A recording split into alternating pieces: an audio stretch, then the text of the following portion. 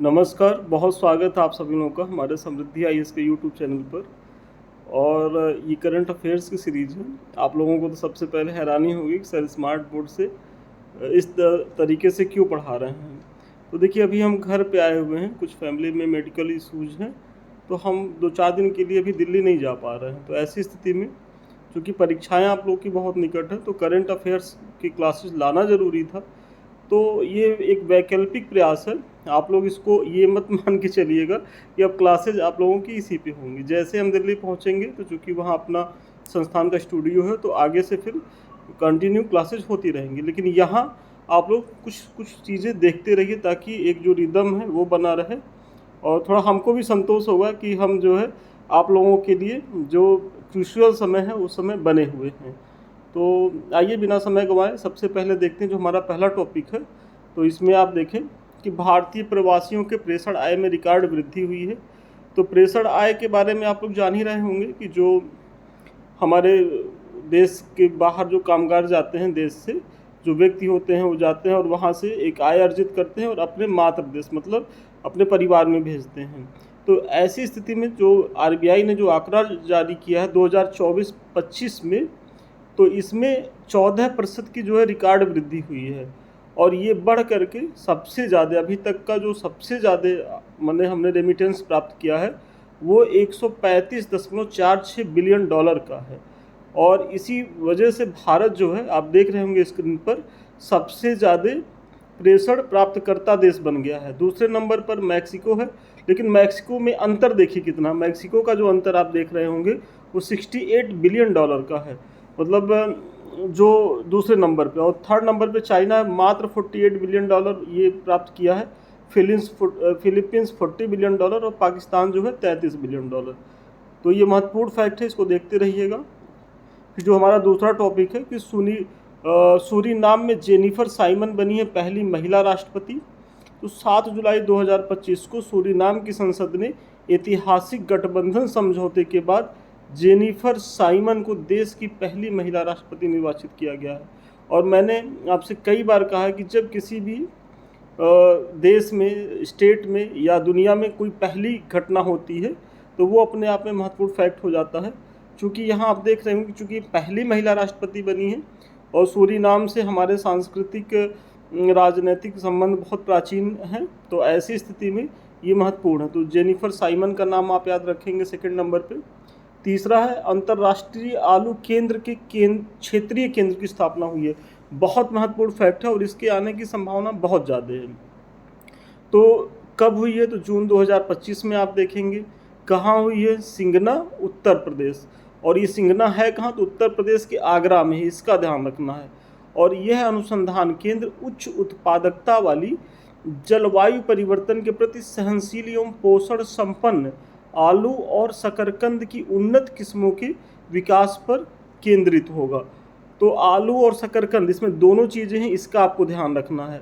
वर्तमान में आलू उत्पादन में अगर देखा जाए तो भारत की जो स्थिति है वो चाइना के बाद दूसरे नंबर पर है। मतलब चाइना के बाद जो है दूसरा नंबर हम आलू का उत्पादन करते हैं।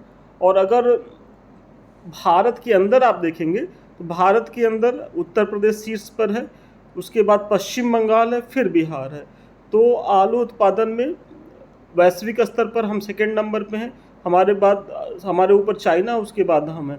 और अगर भारत के स्तर पर देखेंगे तो उत्तर प्रदेश शीर्ष पर है, पश्चिम बंगाल और बिहार। और थोड़ा सा आप देखेंगे कि अंतर्राष्ट्रीय आलू केंद्र की जो स्थापना है वो वर्ष 1971 में लीमा, पेरू में किया गया। कई बार प्रश्न पूछा गया है। तो अंतर्राष्ट्रीय आलू केंद्र का जो मुख्यालय है वो लीमा, पेरू में है। और स्थापना वर्ष कब है? तो 1971। आलू की उत्पत्ति 8000 वर्ष पूर्व दक्षिण अमेरिका के एंडीज क्षेत्र में हुई है। मतलब जिस आलू के हम लोग दीवाने हैं, और आलू बिना तो हमारी सब्जी अधूरी है, वो हमारा अपना देशज क्रॉप नहीं है। क्यों नहीं है? आप देख रहे हो कि आलू की जो उत्पत्ति हुई है 8000 वर्ष पूर्व दक्षिण अमेरिका के एंडीज क्षेत्र में हुई है। और आलू भारत में किसके द्वारा लाया गया? तो पुर्तगालियों के द्वारा, और 16वीं शताब्दी में लाया गया है। मतलब 16वीं शताब्दी से पहले आप देखेंगे तो जो हमारे पूर्वज हैं वो आलू का उपयोग ही नहीं करते थे। इसी तरीके से तंबाकू है, अनानास है, काजू है, कई ऐसी फसलें हैं जिनका प्रचलन पुर्तगालियों के द्वारा भारत में किया गया, तो इसका भी आप ध्यान रखेंगे। अब आरओ और एआरओ को लेकर के हमारे संस्थान के द्वारा टेस्ट सीरीज का बैच चल ही रहा है। रिजल्ट तो आप लोगों का आ ही गया है और बहुत अनफॉर्चुनेट रिजल्ट रहा, इसमें अच्छे अच्छे बच्चे फेल हुए हैं और इसको लेकर के एक रणनीति बनाई जा रही है। हम लोग आपस में बातचीत भी कर रहे हैं, जो भी कोचिंग संस्थान के लोग हैं, और इसमें क्या किया जा सकता है। बहरहाल अभी आप पीसीएस की परीक्षा पे फोकस्ड होइए और जो बच्चे आरओ पास किए हैं अपने मुख्य परीक्षा में लगे। तो ये दोनों बैच जो है, एक तो हमारा मेंस का मेंटरशिप प्रोग्राम है जो वर्ष भर चलता रहता है, तो आप लोग इससे जुड़ सकते हैं, और जो हमारा आरओ का प्रोग्राम है वो तो चल ही रहा है मेंस को लेकर के। तो ऐसी स्थिति में दोनों बैच बहुत ही फ्रूटफुल हैं आपके लिए, तो आप ज्वाइन करें। यहाँ होता क्या है कि आपको डेली प्रश्न दिए जाते हैं, आप उसको लिख करके दिखाते हैं। देखिए स्क्रीन पे दिख रहा होगा कि ऐसे ही मूल्यांकन होता है, जो भी कमी रहती है वो बताई जाती है और फिर आपको मॉडल आंसर भी दिया जाता है। मतलब ऐसा नहीं है कि हम केवल कमेंट करके छोड़ देंगे, तो कमेंट तो करेंगे ही कि आपका नंबर क्यों घट रहा है, भूमिका में गड़बड़ी है, या निष्कर्ष में आप अच्छा नहीं लिख रहे, या बीच का पार्ट छूट रहा, या कुछ पॉइंट आप बढ़िया से नहीं दे पा रहे, ये सब तो हम बताएंगे ही बताएंगे। साथ ही साथ हमारा ये प्रयास है कि हम आपको मॉडल आंसर के माध्यम से पूरा टॉपिक कवर कराएं। पीवाईक्यू जो महत्वपूर्ण है, जिनके आने की पुण्य संभावना, वो कवर कराएं और इतना ज़्यादा प्रैक्टिस कराएं ताकि मुख्य परीक्षा में बहुत से प्रश्न आपको इन्हीं प्रैक्टिस सेशन से मिल जाए। और सोचिए संस्थान का तो ये उद्देश्य है कि 750 प्रश्नों का जो है प्रैक्टिस करा के हम भेजेंगे, तो ऐसी स्थिति में आप बहुत अच्छी स्थिति में रहने वाले हैं। तो अधिक जानकारी के लिए आप जो है संस्थान के नंबर पर संपर्क कर सकते हैं। अब हमारा चौथा टॉपिक है संयुक्त राष्ट्र जनसंख्या पुरस्कार। तो दलित महिला विकास मंडल की संस्थापक वर्षा देशपांडे को 2025 का संयुक्त राष्ट्र जनसंख्या पुरस्कार व्यक्तिगत श्रेणी में प्रदान किया गया। वेरी इंपॉर्टेंट है, वर्षा देशपांडे हैं और इनकी संस्था कौन सी है, दलित महिला विकास मंडल है, और इन्होंने पिछले 35 वर्षों में लैंगिक हिंसा, भेदभाव और महिला अधिकारों के क्षेत्र में अनुकरणीय कार्य किया है, तो आप इसका भी ध्यान रखेंगे, महत्वपूर्ण ये फैक्ट है।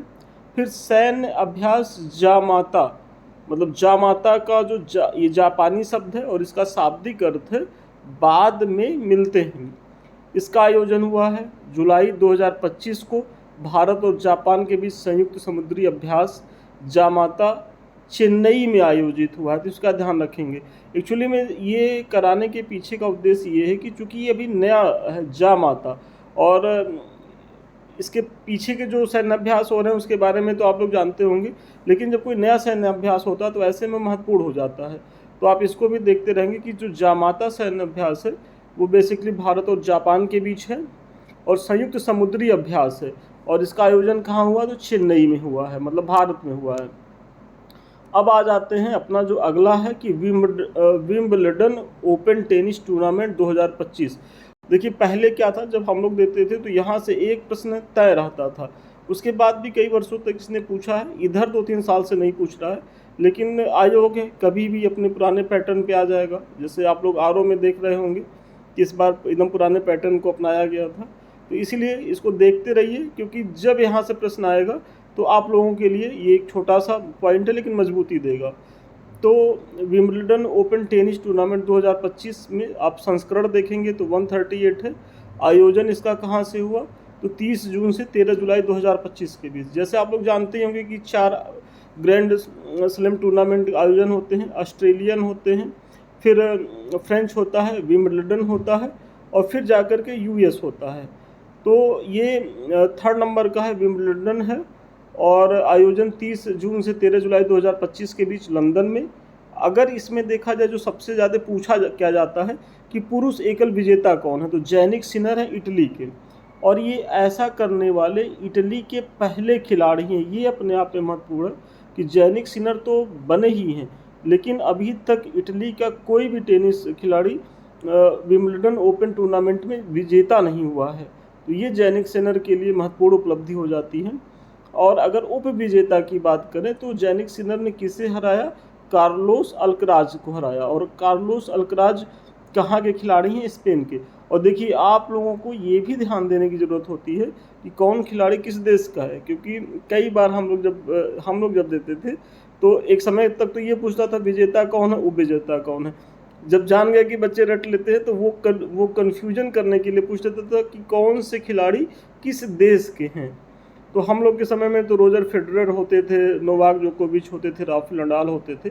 अब इधर तो नए नए लोग निकल करके आ रहे हैं। तो आप लोग इनको ध्यान देना होगा कि ये किस देश से संबंधित हैं। और फिर महिला में अगर देखेंगे तो महिला एकल विजेता कौन है? ईगा स्वियातेक है, पोलैंड की। विंबलडन जीतने वाली ये भी पहली पोलिश खिलाड़ी हैं। मतलब जो आप यहाँ देख रहे हैं ना कि जैनिक सिनर इटली के मेल जो विजेता है, पुरुष विजेता है, वो भी पहले ही खिलाड़ी हैं इटली के, और ये भी पोलैंड की पहली महिला खिलाड़ी हैं। और अगर उप विजेता आप देखेंगे तो अमांडा अनीसीमोवा है, ये अमेरिका की हैं। यह एकमात्र ग्रैंड स्लैम है जो घास के मैदान पर खेला जाता है। तो इसके बारे में एक महत्वपूर्ण फैक्ट ये भी है कि ये जो टेनिस कोर्ट है वो घास के मैदान पे खेला जाता है, विंबलडन वाला अपना। फिर सातवां हमारा है कि ग्रीष्मकालीन विश्वविद्यालय खेल 2025 की एक चर्चा कर लेते हैं। तो इसका आयोजन कब हुआ? तो इसका आयोजन हुआ 16 से 27 जुलाई के बीच। कहाँ हुआ? तो जर्मनी में हुआ। इसका शुभंकर क्या है? तो वांडा है। और शीर्ष स्थान इसमें किसने प्राप्त किया? तो जापान ने इसमें शीर्ष स्थान प्राप्त किया है।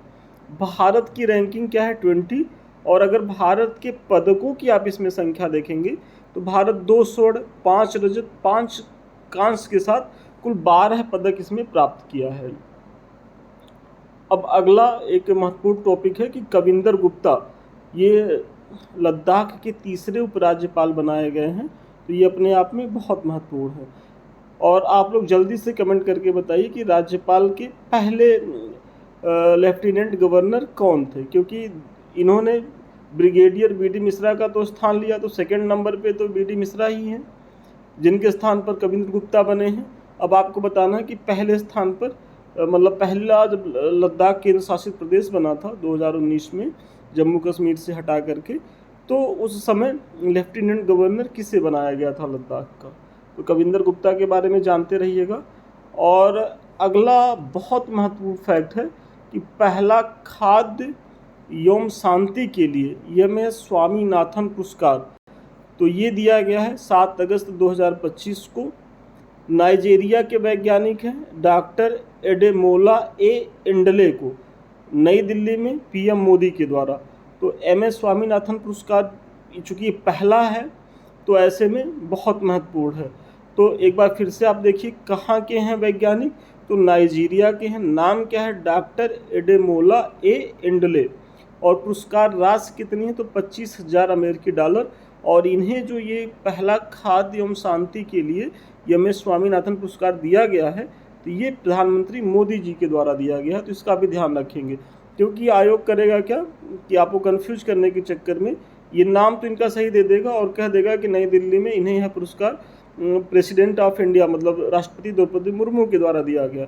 तो आप जो चूँकि मैंने पीछे भी एक वीडियो में बताया था कि जितनी भी अचीवमेंट हैं तो वहाँ तो ऑलरेडी हमारे प्रधानमंत्री जी अग्रणी रहते हैं, और जब इनसे कुछ बच जाता है तभी बाकी प्रेसिडेंट या अन्य मिनिस्टरों का नंबर आता है।